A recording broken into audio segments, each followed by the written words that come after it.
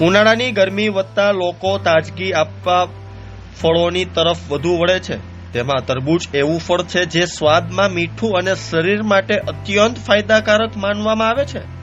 ઉનાળાની આ ઋતુમાં મધ જેવા મીઠા તરબૂચ માત્ર તરસ બુઝાવવા જ નહીં પરંતુ આરોગ્ય માટે પણ અનેક રીતે લાભદાયી સાબિત થઈ શકે છે। તરબૂચમાં લગભગ 90% વધુ પાણી હોય છે, જેના કારણે શરીરને ઠંડક મળે છે અને ડિહાઇડ્રેશનથી બચાવવામાં મદદ કરે છે। ત્યારે આરોગ્ય અધિકારીએ જણાવ્યું હતું કે ખાસ કરીને અત્યારે ઉનાળાના દિવસો ચાલી રહ્યા છે અને ઉનાળાના દિવસોની શરૂઆતથી તે પાણીમાં ભરપૂર માત્રા ધરાવતું એક ફ્રૂટ જે છે કે વોટરમેલન એટલે કે તરબૂચ ખૂબ જ વ્યાપ્ત ધરાવતો હોય છે। હાલ જે છે રાજકોટ ઉપરાંત તમામ સૌરાષ્ટ્રની અંદર દેશી અને પરદેશી આ બે પ્રકારના તરબૂચ જે છે અવેલેબલ હોય છે। ખાસ કરીને લીલી ચામડી ધરાવતું અથવા લીલી છાલ ધરાવતું જે છે એ તરબૂચ જે છે એ દેશી હોય છે અને આછી લીલા કલરની સ્ટ્રીપ કલરમાં હોય તો એવું પરદેશી તરબૂચ પણ અવેલેબલ છે। હાલ જે છે ઘણા બધા વૈવિધ્યસભર તરબૂચો પણ અવેલેબલ બજારમાં થયા છે। એમાં પણ વાત કરીએ ખાસ કરીને શેપ ઉપરાંત કદ મોટા કદ ધરાવતા તરબૂચ પણ બજારમાં અવેલેબલ થયા છે। સાથે સાથે સીડલેસ તરબૂચ પણ અમુક જે છે બજારોમાં ઉપલબ્ધ થયા છે। અત્યારે આરોગ્યની દ્રષ્ટિએ જોવા જઈએ તો સૌથી ઉત્તમ ફળ અત્યારે આરોગવા માટે તરબૂચ જે છે એ ઉનાળાની ઋતુમાં ગરમીથી રક્ષણ મેળવવા માટે ઉત્તમ ફળ કહી શકાય તો તરબૂચ છે।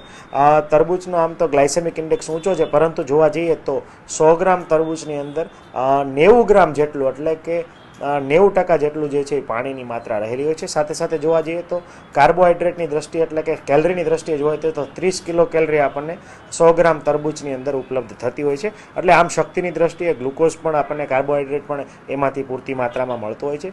આ ઉપરાંત એની અંદર પ્રોટીનની માત્રા થોડી ઓછી હોય છે અને સાથે સાથે ફેટ પણ ખૂબ ઓછું હોય છે। આ બંને બાબતો જે છે ઉનાળામાં આ ફ્રૂટને ખૂબ સારું આરોગ્યની દ્રષ્ટિએ ખૂબ ઉત્તમ જે છે બનાવતો હોય। સાથે સાથે વિટામિન્સની માત્રા એટલે કે વોટર સોલ્યુબલ જે પાણીમાં દ્રાવ્ય થતા વિટામિનમાં પણ ખાસ કરીને વિટામિન બી કોમ્પ્લેક્સ અને સી આ બે વિટામિન જે છે તરબૂચમાં આપણને પ્રચુર માત્રામાં મળતા હોય છે।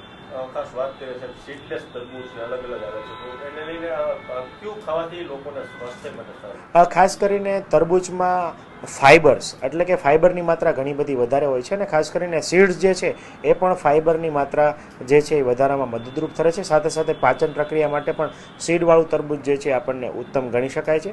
તો સીડલેસ કરતાં સીડવાળું તરબૂચ અને ખાસ કરીને ખાવાની દ્રષ્ટિએ અથવા કમ્ફર્ટની દ્રષ્ટિએ જોવા જઈએ તો ઘણા લોકો જે છે સીડલેસ તરબૂચ પસંદ કરતા હોય છે, પરંતુ આમ આરોગ્યની દ્રષ્ટિએ મેં બંનેમાંથી કોઈ ઉત્તમ જે છે એવું કહી ના શકાય, પરંતુ બંને તરબૂચ જે છે ખાવાથી ખાસ કરીને ઉનાળાની ઋતુમાં તમે ગરમી સામે રક્ષણ મેળવી શકો છો।